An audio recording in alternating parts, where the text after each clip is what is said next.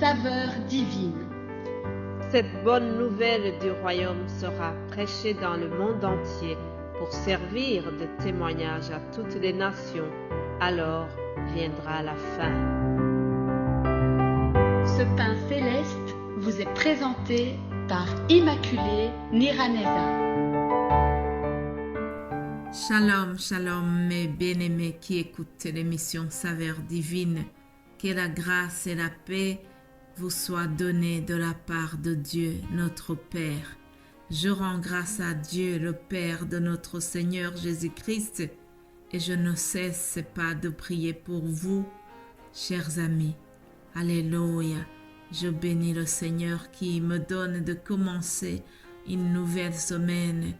J'ai pu expérimenter l'amour des enfants de Dieu dans la semaine écoulée et je suis vraiment dans la joie de pouvoir dire que ce que nous prêchons, c'est la vérité. Alléluia.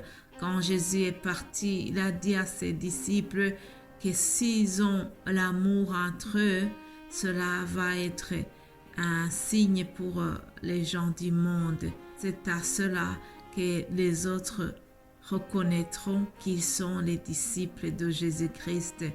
Alors, je bénis le Seigneur parce que, franchement, j'ai vu l'amour des enfants de Dieu et je le remercie pour cela. Ah, mes bien-aimés de Dieu, il est bien de parler de Jésus et surtout, il est encore mieux de mettre la vie de Jésus en pratique, la vie qu'il a menée ici sur terre. Nous devons aussi l'imiter, nous devons imiter ce que Jésus a fait et nous devons surtout avoir de l'amour entre nous. Alléluia, alléluia. Chers amis, si vous êtes les habitués de l'émission, vous savez que le lundi, je donne juste une introduction de la semaine. Je remercie toutes les personnes qui soutiennent cette œuvre. Je remercie Dieu qui nous a protégés durant la semaine passée. Alors, je donne aussi à la fin le thème de la semaine qui commence. Donc, aujourd'hui, je vous propose d'ouvrir notre semaine en lisant le psaume 23.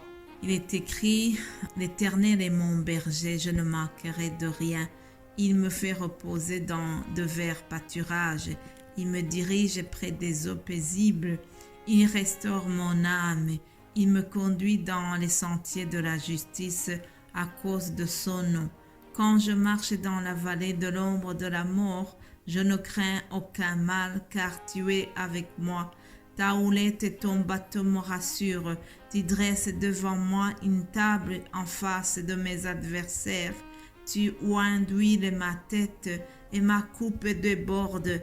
Oui, le bonheur et la grâce m'accompagneront tous les jours de ma vie et j'habiterai dans la maison de l'Éternel jusqu'à la fin de mes jours. Alléluia. Mes bien-aimés de Dieu. La parole de Dieu dans Proverbe 18, 21 nous dit aussi que la vie et la mort sont au pouvoir de la langue. Autrement dit, notre langue a le pouvoir de créer des choses. Ce que nous confessons avec notre langue, Dieu l'accomplit par sa main puissante. Alors, ce qui est écrit dans ce psaume 23, je vous invite à nous approprier de ces paroles que nous trouvons dans son psaume. C'est un psaume de David qu'il a cité pour témoigner de sa foi. Il a voulu témoigner comment il a confiance en Dieu. Il a montré l'assurance qu'il avait en son Dieu. Il a fait une métaphore en disant que l'Éternel est son berger. En effet, chers amis, dans la Bible, nous trouvons beaucoup de métaphores pareilles où l'Éternel est comparé à un berger. L'image du berger donc est fréquente dans la Bible et il exprime donc la confiance en Dieu, l'assurance que David avait en son Dieu. Aussi, je dois souligner que dans le contexte de David, le roi du peuple était désigné comme un grand protecteur et un grand conducteur de son peuple. Ainsi, Dieu est désigné comme le roi ou le berger d'Israël. Alors David a voulu appliquer cette métaphore à sa relation personnelle avec Dieu. Tel le berger procure le repas et le repos à ses brebis, ainsi Dieu procure à ses enfants ce dont ils ont besoin. Ainsi Dieu procure à ses enfants tout ce qu'ils demandent. Alléluia. Je vous invite vraiment à nous approprier de tous les bienfaits que nous lisons dans ce psaume. Déclarons notre confiance en Dieu en disant que si l'Éternel est notre berger, nous ne manquerons jamais de rien durant cette semaine qui commence. Alléluia. Est-ce que tu as accepté que l'Éternel soit ton berger? En tout cas, moi qui vous parle, j'ai choisi l'Éternel comme le berger de ma vie. J'ai choisi Jésus-Christ comme le berger de ma vie. Alléluia. Verset 3, David dira que l'Éternel restaure son âme. Alléluia. Je prie que l'Éternel restaure notre âme.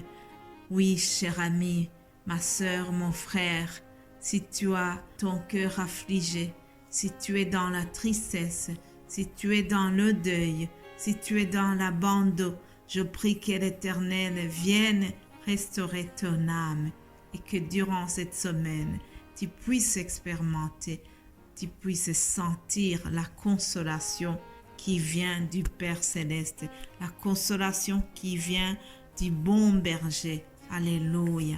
Quand je marche dans la vallée de l'ombre de la mort, je ne crains aucun mal, dit David. Déclarons cela aussi. Lorsque nous marcherons dans la vallée des épreuves, nous ne serons pas ébranlés, nous ne serons pas effrayés, parce que l'Éternel, le bon berger, marchera avec nous. Alléluia. Oui, le bonheur et la grâce nous accompagneront, chers amis. Je prie que le bonheur et la grâce nous accompagnent durant la semaine qui commence. Je prie que nous puissions expérimenter la bonté de Dieu, que ce soit pour vous et pour vos proches. Alléluia. Dieu est bon, Dieu veut nous faire du bien et celui qui se confie en lui n'est jamais confus. Alléluia.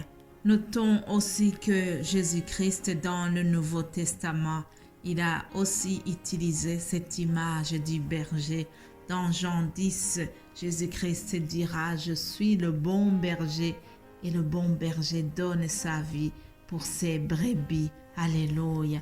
Je remercie Jésus-Christ qui a donné sa vie pour nous.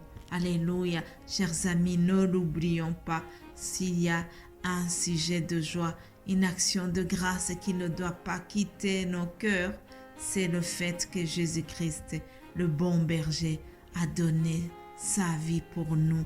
Et ça, c'est vraiment une action de grâce qui doit toujours rester dans mon cœur, dans ton cœur, toi qui crois en lui. Alléluia.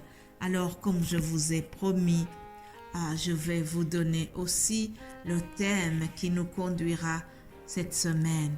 Nous parlerons des Saintes Écritures.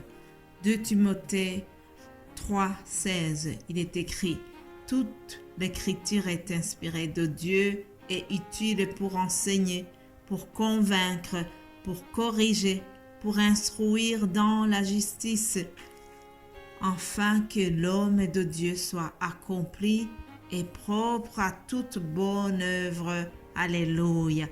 Voyez, les Saintes Écritures font beaucoup de choses en nous. C'est ce que nous allons voir durant la semaine qui arrive. Soyez tous bénis, chers amis. Que le Saint-Esprit continue à vous parler au travers de ce que nous allons partager. J'espère que vraiment vous êtes édifiés par ce que moi et mes frères, nous allons vous partager.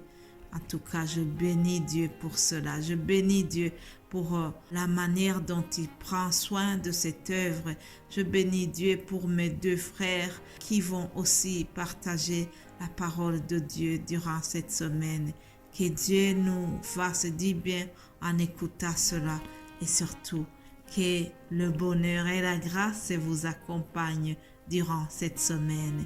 Soyez bénis au nom de Jésus-Christ. Amen.